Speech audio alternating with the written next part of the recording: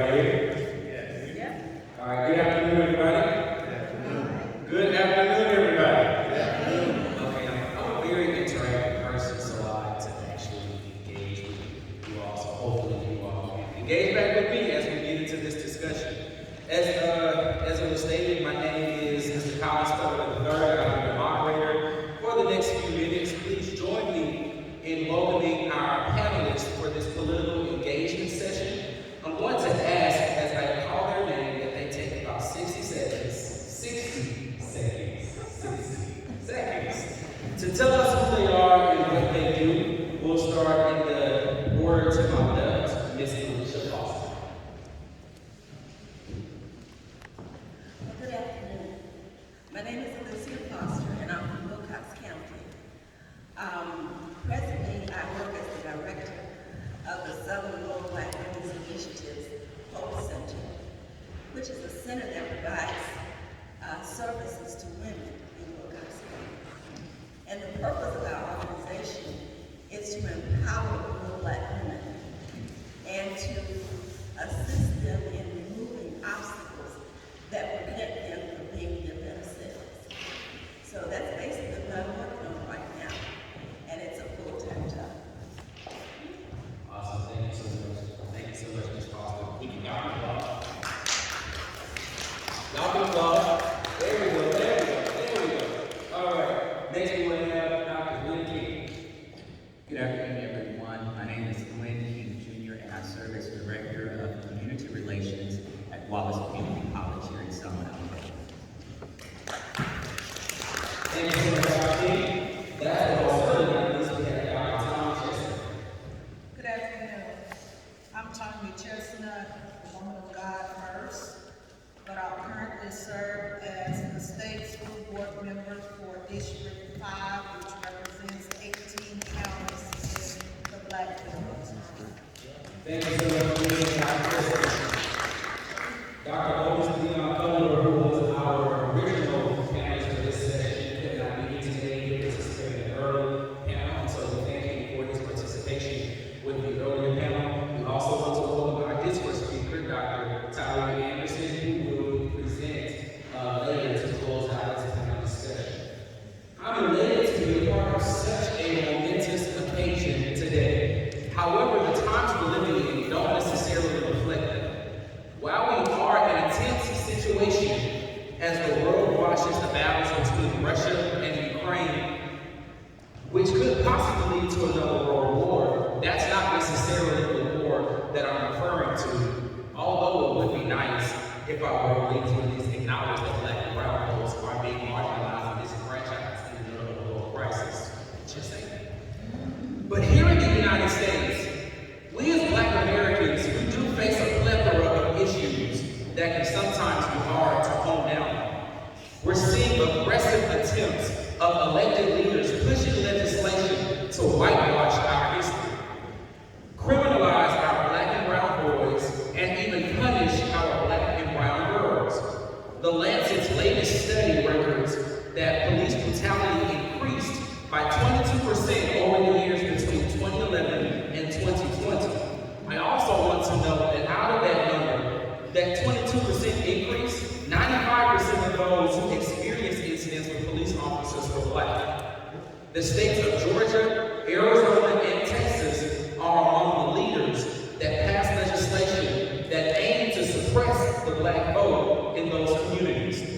And then, of course, we're all familiar as Alabama residents of the recent issue of what recently happened with Alabama's congressional districts and how they violate the Voting Rights Act despite the Supreme Court's decision for feeling otherwise.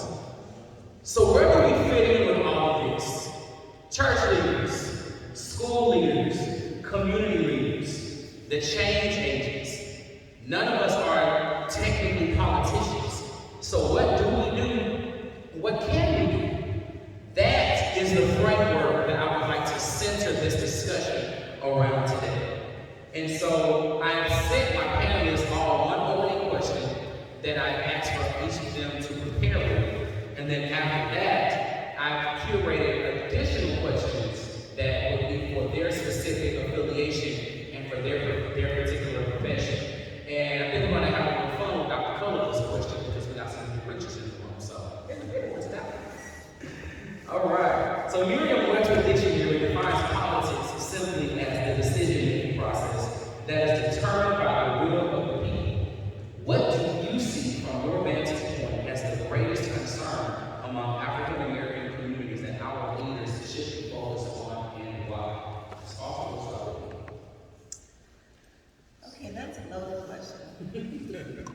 But I'll say that I believe that we need to push for policies and laws that would level the playing field or more equally distribute the wealth, alleviate poverty, whatever you want to call it all means the same thing.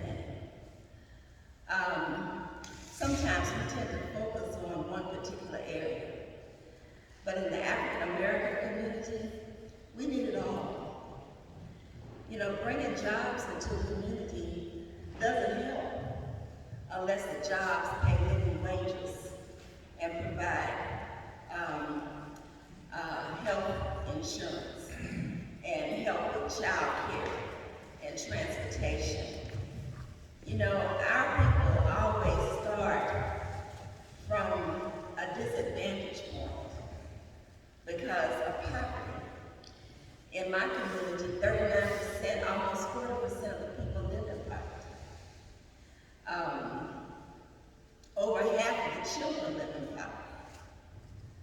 So when you bring a job paying $7.25 an hour to a woman with 3 kids that need child care, you really haven't alleviated her problems. You haven't pulled her out of poverty.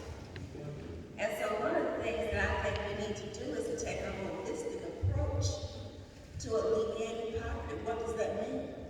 What does that entail? It entails housing, child care, transportation, and everything that, you know, is needed to live just a quality life. And when we just think that a job will take a person out of poverty, it doesn't. And we need to be more realistic and more forceful in the policies for which we advocate. We need to come together and we need to work together, bring all of our resources together so that we can advocate for those policies. Thank you so much, Ms. Paul. Excellent response. Dr. King.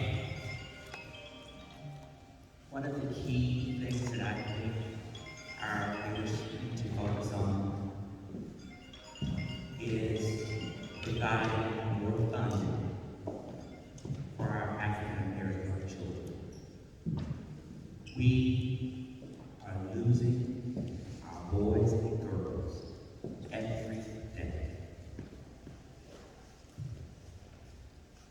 And honestly, it hurts me to see and read that we have lost them. What has happened to community leadership? It's not happening. We spend a lot of time focusing on and putting pressure on teachers and principals to raise children. When I was growing up, it took a village to raise them. And I'm glad to be sitting here on the panel with my pre-K kindergarten teacher. I'm not telling her age, but I hope that I'm sitting here and I'm making her proud. But it took that village raising me. Grandmother and grandfather, my dad, grandpa, they're gone. But I think our leaders need to find a way to invest more in funding organizations or other entities to provide resources and services for our Black and young people. I am tired of reading about them being killed. I am tired of watching them be put in the grave. I am tired of it. And what are we doing when we make our leaders? Are we holding them accountable for that? And so I think we have to ask ourselves, Are we electing people who will fight for resources for our young people so our young people can have places to go after school? So that our environment will be safe. Sometimes we leave it up to the churches. We cannot leave it up to the churches. It's the community. Thank you, sir. Thank you so much, Dr. King and Dr. Chestnut. Yes, they pretty much said everything I had in mind. However, I think that one of the things that I see as a missing component is that we have gotten away from the biblical principles that brought us through as we transition from slavery to freedom. We stuck together. And until we come together as a community and recognize that we will not be any better than our weakest link, we will always fall behind. Ms. Foster, I think, mentioned about even playing field. And just this week I was looking at data across the state of Alabama, and it's so evident that the disparities in the Black Belt, the gap between student success is increasing rather than decreasing. We have got to place a great emphasis on equitable resources. What's happening, we have fought so for equality, but until we're able to remove the barriers so that our children can start on a level playing field, we will not catch up. You know, as Dr. King said, previous teacher, principal, administrator, there's so many variables that you have to consider long before you ever make it to that textbook. If little Johnny is hungry, he is not concerned about math. He's not concerned about reading. We have to eliminate the barriers, and it's going to require that the church, the community, the parents, governmental leaders, we all come together with one common goal, and that is to have a very safe community. This is a personal opinion of mine, but it seems that we are more alarmed when people of other races kill us than we are when we kill ourselves. And until we change our perspective and change our, how do I want to say it? Until we change what we value, and I think it was mentioned earlier. When I grew up, if you got in trouble around the corner, parents took ownership of you. They valued you as a child because we were then our brother's keeper. We have got to go back to being our brother's keeper. Thank you so much, Dr. Chestnut. You all gave some very interesting answers, which I love because the fact of the matter is there's not just one issue that we have to tackle. There are really several, which is why the questions I curated for you, I emailed them to you early because I need your authentic answers and your raw emotional answers to this. And so, Dr. Chestnut, I'll start with you, which kind of dove into a little bit, because you served over time, and you continue to serve in education on several levels for several years. So, what do you believe contributes, besides what you've already said, to that lack of access for rural communities, especially our Black Belt scholars? And then what can we as communal stakeholders do to support you all as an elected official, as well hold accountable our other elected officials to ensure our scholars have the resources that they need? Well, I think we've kind of touched on it earlier. gotta realize that companies are not coming to communities if our educational system is not adequate. And so, until we all come together and recognize that it actually starts at birth. It starts at birth, because half a child's IQ is established by age 7. And so we can't wait until they enter pre-K or kindergarten to be concerned about the success of students. We have to come together and be intentional in emerging our communities with reading materials, but oftentimes you'll hear people saying we can't get the parents out. It goes back to being each other's keeper. Funding, of course, yes, can solve some of the problem, but it's not the only solution. Because you can have money, but if you don't use those fundings in areas that they're needed, you still have a problem. When we look at where we are now, we have more money as a result of this pandemic than we've ever had in education in our communities. We have got to be intentional in making sure that we come together collaboratively. It seems to be a common trend that we, rather than work collaboratively, we duplicate services and we become competitors rather than, these are things that we can't control. It doesn't take money for us to network. It doesn't take money for us to support one another. So as we come together and we recognize that this is a systemic issue that did not just start, but I believe that we have the resources, we have the knowledge that's needed. We've just got to make a decision that we will no longer work in division, but we will come together collectively with one common goal.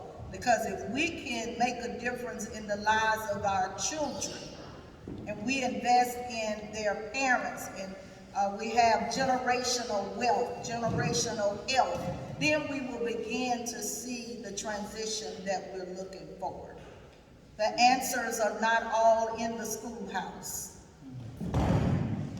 Educators cannot replace parents.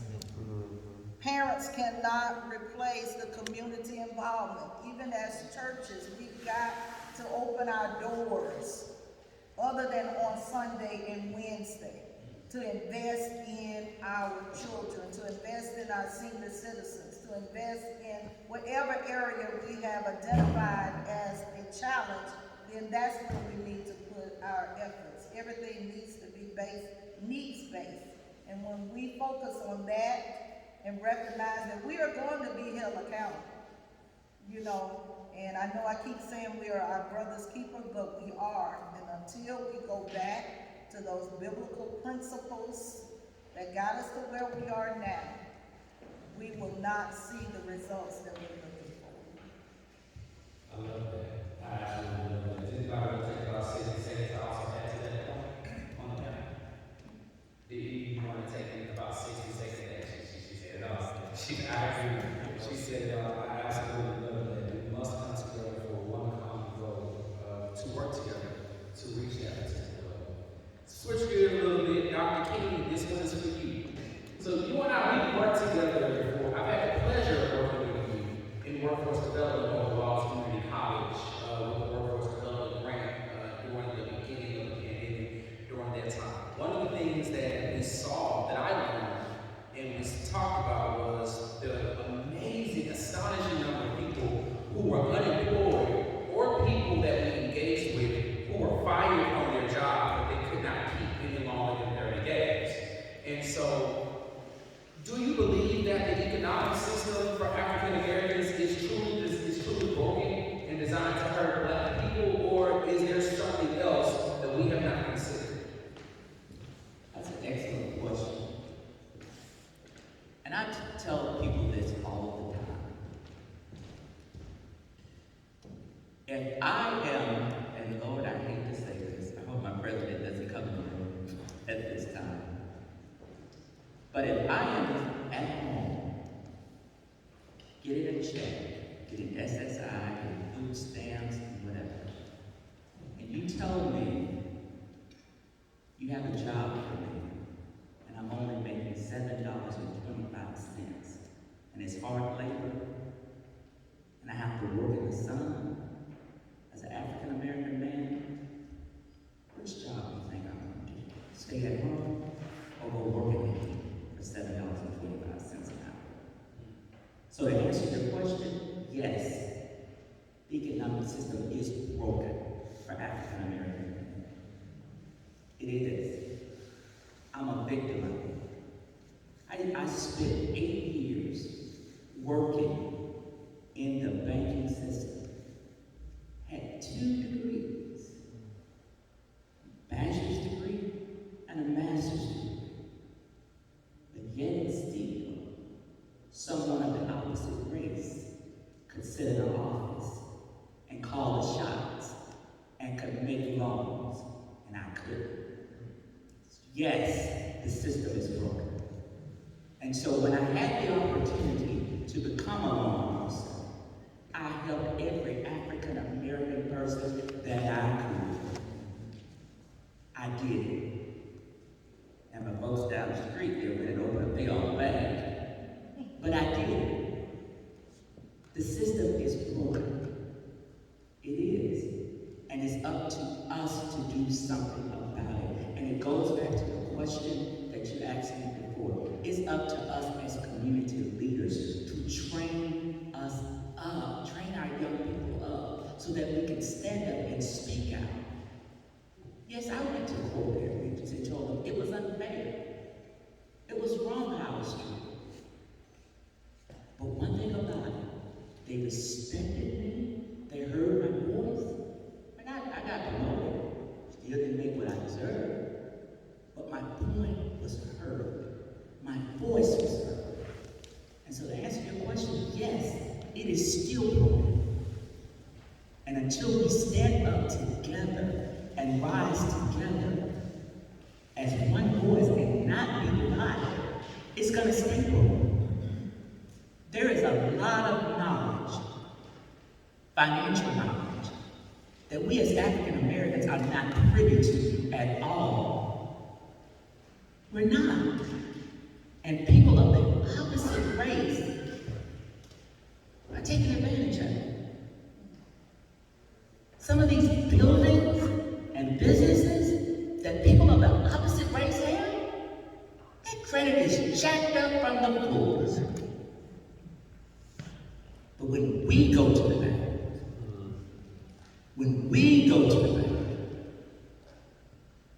oh, I'm sorry, we can't do it at this time. So yes, it is broken, and it needs to be fixed, and it's going to take us standing up together as one. Now I'm out of the banking system, so I can say that now. Thank you so much, Pastor Steve. I truly believe, and as well as empathize with that point of a broken economic system. There's a commonality that you and Dr. Chestnut have both mentioned that I'll mention after I finish these final 2 questions. Ms. Foster. So, doing a little research about you, I also learned that you worked with juveniles for some years as well too. And so, a major topic that we have been seeing over the last several months is Governor Ivey to build more prisons, something that was started with former Governor Bentley. And so, some say that this really hurts our community, while others do believe that it's needed, considering some of the harsh conditions that a lot of our inmates are going through and that we see. So, do you necessarily believe that more prisons are the answer in a state such as Alabama? And, can you even expound on what that true prison reform looks like for the Black community? No, I don't believe that building more prisons is the answer. I believe that at any given opportunity, there's an opportunity to intervene in the life of child. And I think that we let those opportunities just continue to pass us by. We had juveniles when I was in the criminal justice system. We had juveniles that would come in over and over again. They started at age 7 or 8, and they were in and out of the system, in and out of the system. We all had an opportunity to intervene in their lives and to try to help. And that's one of the places where I see the church really be needed in the lives of these young kids, mostly males. And one of the most painful things to watch is the juvenile graduate from the juvenile system into the adult system.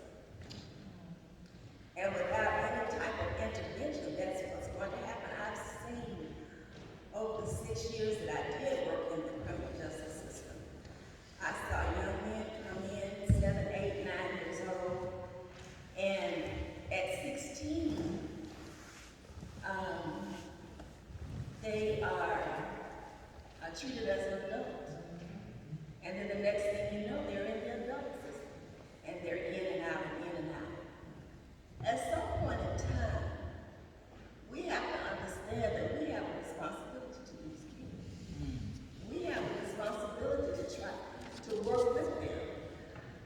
One of my favorite, well, it's not really a favorite thing, but one of the most impactful statements that I've heard in my life is an African proverb that says, a community that does not embrace and love its youth, these youth will turn around and burn the community down so that they can feel its warmth. And I've seen that happen over and over again. These young kids come in, they rob us, you know, they kill us, they steal from us, and we sit back and fuss about the kids. Oh, these bad children.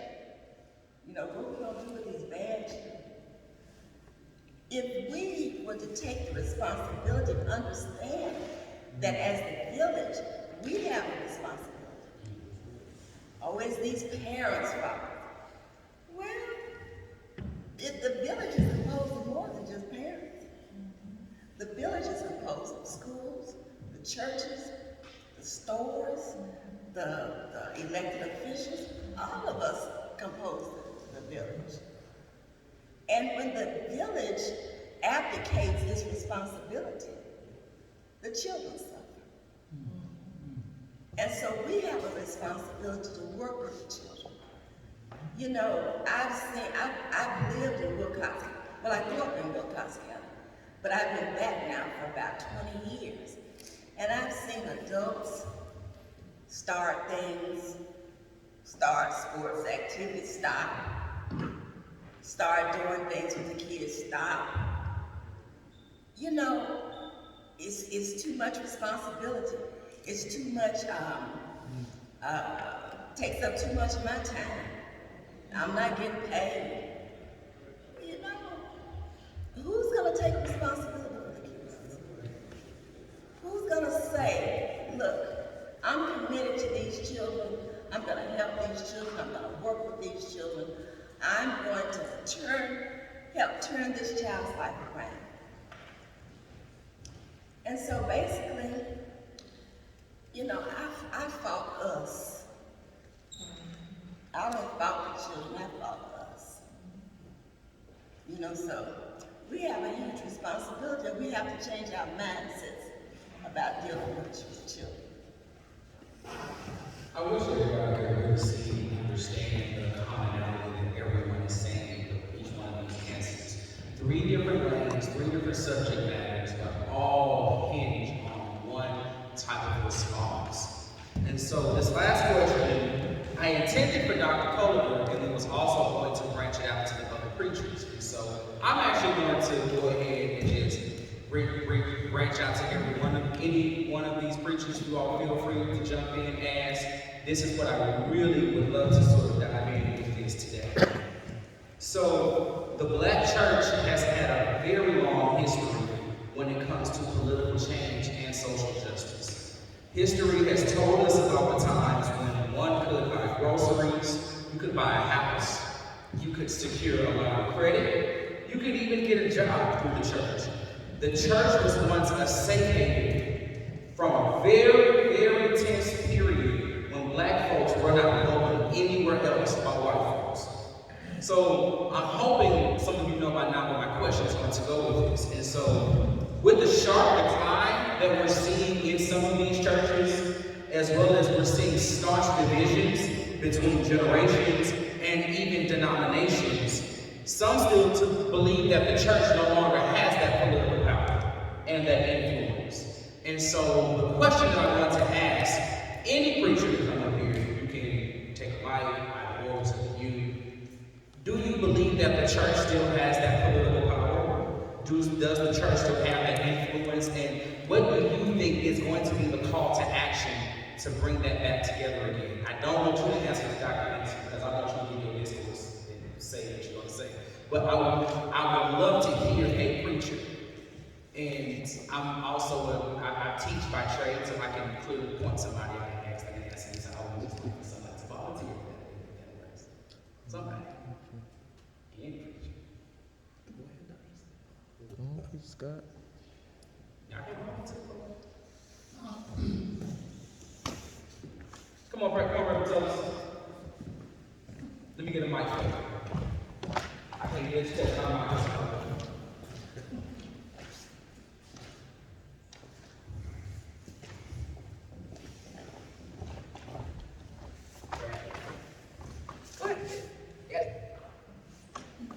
Thank you so very much. No problem. I would like to say, in my thinking, that the Black church will always be both a spiritual and political voice for the Black community. Maybe by chance not as active as it were in the civil rights days, like it were in Selma, during Bloody Sunday years.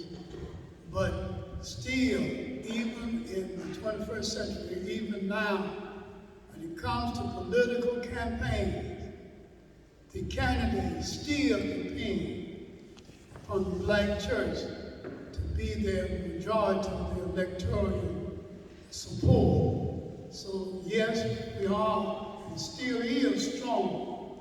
And as far as I'm concerned, my opinion will always be, because that is still the center of the Black community, is still the Black church. Thank you so much, Reverend Thomas. What's interesting with your opinion is that the research actually does show slight division in where we are. And so I would actually love if there are any preachers who might have a different discourse to just give their thoughts on what they believe. Because I do agree with you, the church will always be the place. But my question is, do you believe that in this present day, right now, in the year 2022, is the church still a safe haven? And still could be the safe haven that we know that it is, with the way that we have seen the Black church transcend over the last 20 plus years?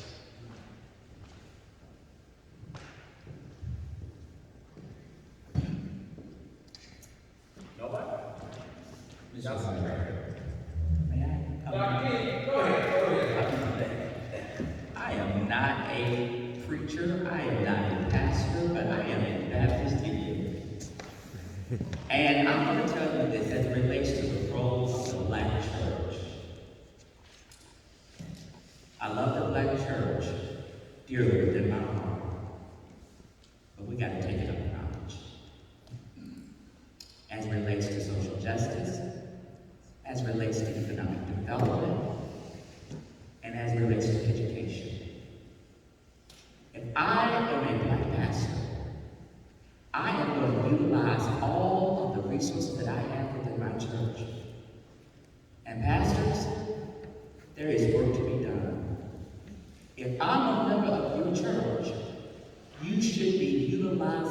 to the fullest degree. You should utilize your members. Sometimes we look at people in the political community to make change. It's the people within your church. If I have a president of a college, university in my church, don't you think I'm going to utilize it to the fullest degree? Absolutely. If I have a medical doctor sitting in my church, don't you think my church is going to have a rural health center?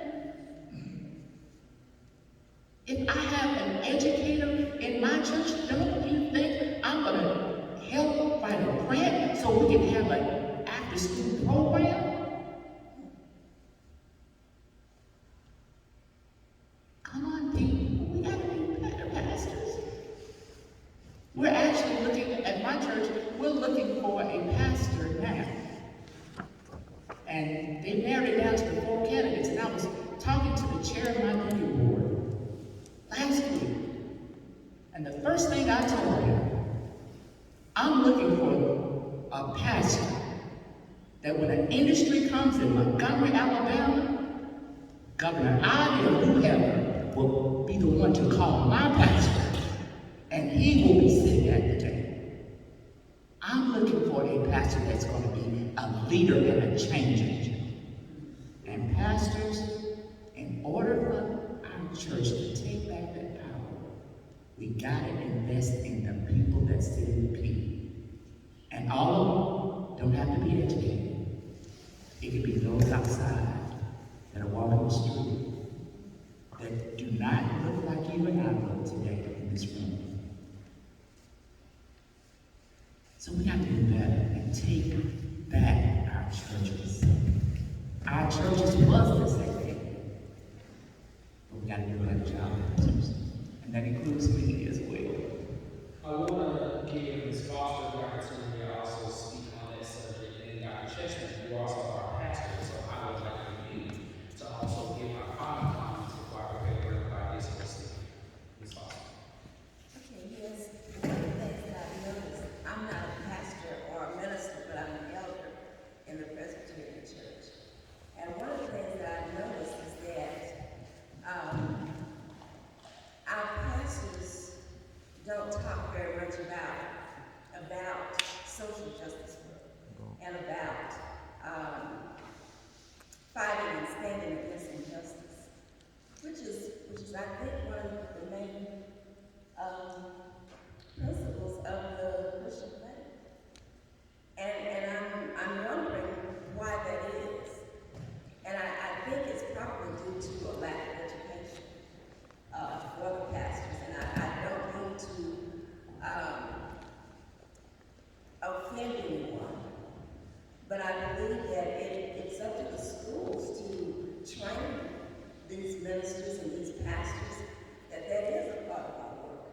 That is more to it than just getting in the pulpit and preaching on Sunday mornings.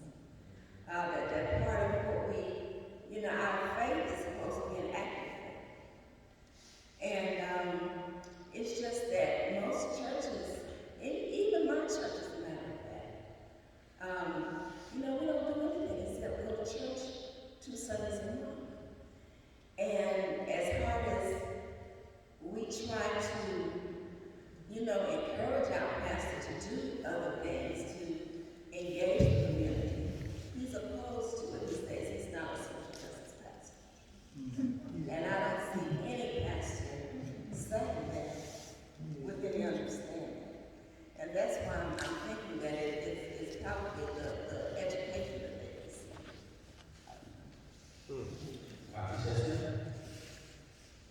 As I sit here and listen, we have to realize that as pastors, leaders, we are servants. And we're living in a time where the message has not changed, but the method must change. If we continue to do things the same way, we'll get the same results. And when you look at Christ, one thing we can say is that he did two things. He modeled for us. He won souls and he met needs. He met needs in the community. He met needs wherever that need was. He went where the need was. And we've got to recognize that if there ever was a time that we want to be effective in ministry, we must be a church without walls. We've got to deal with the issues that plague our community. And you all have already said that. You know, if we're having issues in education, we've got to partner with educators. The problem that we encounter a lot of times in the body of Christ, as I said earlier, we become competitors rather than coming together and collaborating. I think Dr. King stated earlier, if we have a ministry that is doing a great job in a certain area, rather than duplicate those services, we need to send people to that ministry so that they can get help, because it's not about filling the pews, but it's about meeting needs and winning souls. And so if your church is filled with educators, then you can become the educational hub. If you have a lot of technology experts, our young people are great with technology. They can engage and inform our elderly community on how to use technology. Toddlers know how to use technology better than we do. But we've got to come together and recognize first that it's not about me personally, but it's about us coming together with one common goal, and that is so that we can be better. What the word says, that he wished above all things that we that we be in good health. You know, and when we return back to those principles and understand that that is the foundation. 2 Chronicles tells us where the solution is. We're looking for solutions in places where the solutions are not. People that are elected, I'm just a vessel and a voice representing a body of people in the area of education at the state level. When I speak, it's not for me, but it's about being that voice to bring to the table the needs, and then also working towards establishing policies to solve those needs. And so I think it's just a matter of us really revisiting where we are, having more discussions like what we have now. This place should have been packed, because we've had a lot of people come through with a lot of knowledge, but I believe that we can and we will. We cannot expect for someone to do for us what we can do for ourselves. Just imagine if we all put forth an effort that I am going to be intentional. And that's my commitment. As a pastor, serving on the state school board, I am going to be intentional in making sure that every day something is done or said that's going to make life better for someone else. And if I'm intentional and you're intentional, and we bring our intentionalities together, we can solve the problem. Thank you so much, Ms. Foster, Dr. King, Dr. Chestnut, for your amazing insight. Community. All three answers provided one commonality, which was community. In the question about education, we must come together for the common goal of our scholars. In the question about economics, the system is truly broken, and we must come together for the solutions to fix it. When it came to our criminal justice system, child intervention is needed in recognizing the responsibilities for our children. Community, and we never got to healthcare, infrastructure, crime, race relations, and so much more. But Amos 5:24 reminds us, as my college pastor, Dr. Julie Scruggs, used to always say,